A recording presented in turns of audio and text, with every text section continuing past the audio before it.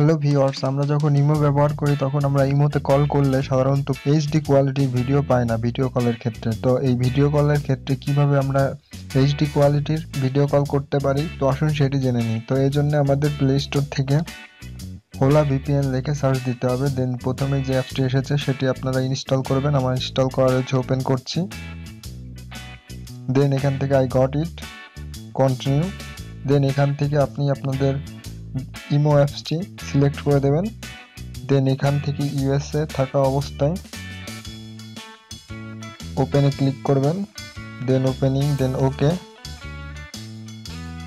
Opening হচ্ছে, তো connect হয়ে গেছে। এখন আপনি এখানে ক্লিক করলে আরো ডিটেলস দেখতে পারবেন।